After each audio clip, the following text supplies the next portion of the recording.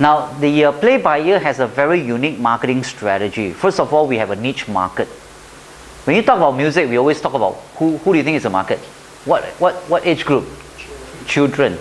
All right. His first group is not the children, it's the adult. Adults who missed the boat. People like you and me who always wanted to learn how to play but never had a chance. Am I right? Maybe the family was too poor or we were just basically too busy. And can you imagine yourself walking into one of the music school and say, I want to enroll in music? I think some of us would be too embarrassed to do that, isn't it? And some of us would say that my fingers too stiff already, huh? Alright? Want to bend also very difficult to bend. And not that flexible anymore and stuff like this. So the big market is actually adults who missed the boat. That's his primary market. And the second market are children who has been going the conventional method and find it stifling. Alex likes to say suffering in silence. How many of you know of parents who have children? You know, the parent got to nag the children to practice, and I spoke to a musician, a music lover, someone who has spent 24 years in Yamaha school, and he said that a lot of people come and learn music. What they do is that he gave me a very good example. He said it's very similar to a man who never graduate, never had proper education, so the only job he can find is to become an office boy.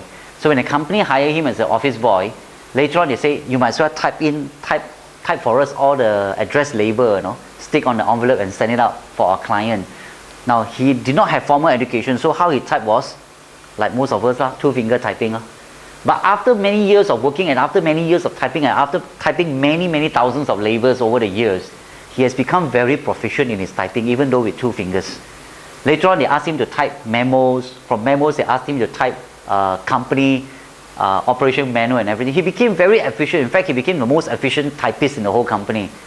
And the only sad thing is this, because he's not properly educated, he never understood what he typed. He can type, but he never understands what he typed. So this music lover was telling me, he said that if you don't learn music the proper way, you become like the typists who play music with two fingers. You can play. As long as the notes are there, you can play. But you never understand and you never appreciate the music that you play. Because you never learned the art of creating music in the first place. All you did was you know how to type the typewriter with two fingers very efficiently. Alright? And my own daughter went through that. It's hard to get her to practice. Why? They are learning what we call classical music. Classical music is not something that children listen on a daily basis. How many of you find children will automatically on their own initiative go and put in a classical CD, sit down there, drink a cup of Ribena and enjoy the classical music? Very unlikely. Do you all agree? So therefore, they don't really connect themselves with the music they are playing. Right? That's why they suffer in silence. They got to go for all the grades and things like that. So our niche market is very much for people who wants to play. We are not after those market who wants to go for the what we call paper chase. We are very much on those who want to play. How many of you would like that? Within 8 months, 6 to 8 months, you can play the songs that you always enjoy playing.